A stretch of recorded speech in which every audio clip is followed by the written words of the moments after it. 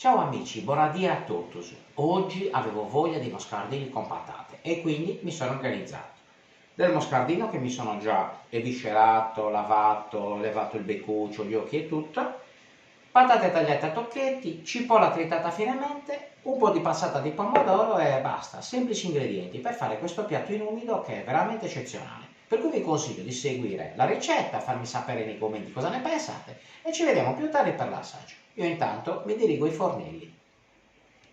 Ed eccomi qua, una padella capiente con un fondo di olio extravergine d'oliva. Sempre mi raccomando, utilizzate dell'olio valido, buono, italiano, extravergine che fa bene e bene, i piatti vengono bene. Allora, cipolla che faccio rosolare un minutino e poi dopo l'aggiusto di sale. Faccio ancora una minima rosolata, dopodiché metto un goccino di vino bianco. Vedete come la giro di tanto in tanto, proprio perché la voglio far rosolare in maniera uniforme. Il vino bianco crea per me, con la cipolla, una sorta di cremina e poi soprattutto non la fa bruciare. Questo è molto importante. Una volta che la cipolla si è leggermente appassita, adesso metto la salsa di pomodoro.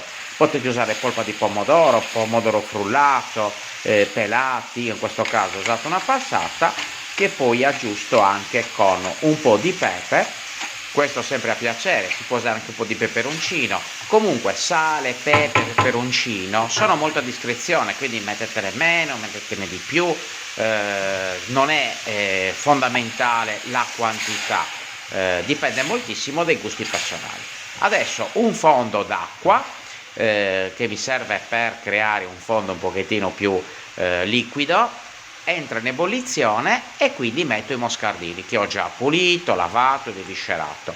La cottura dei moscardini va dai 30 ai 40 minuti rispetto a delle pezzature piccole.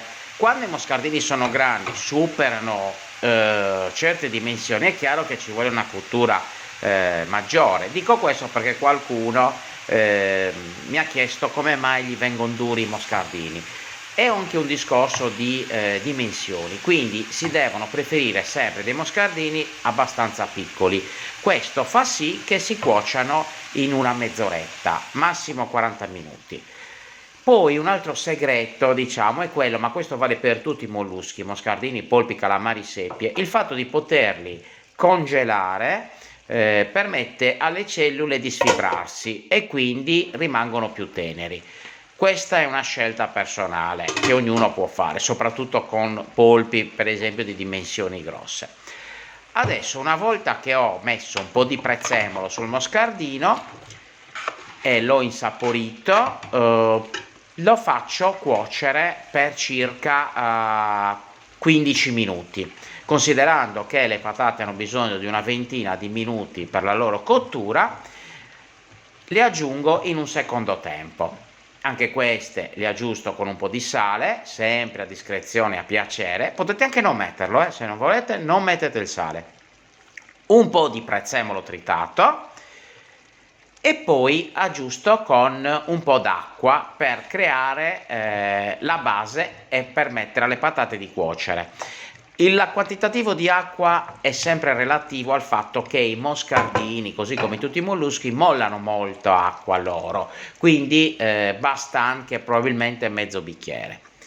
Faccio andare in cottura fin quando le patate sono cotte, quindi tutto una quarantina di minuti massimo. Ecco qua, guardate un po', sono praticamente quasi pronte. Adesso faccio un po' raffinare il sughetto.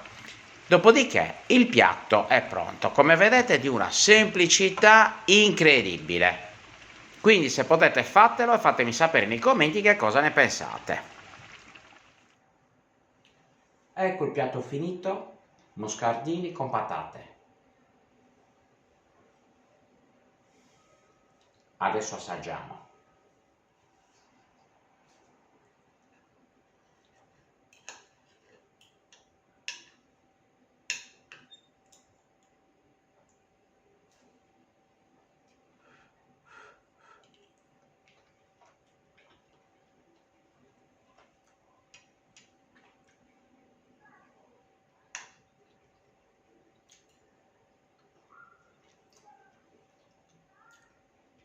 cosa devo dirvi? Stravanato, è uno spettacolo, pazzesco. Moscardino poi è di un tenero, con queste patate è l'ideale.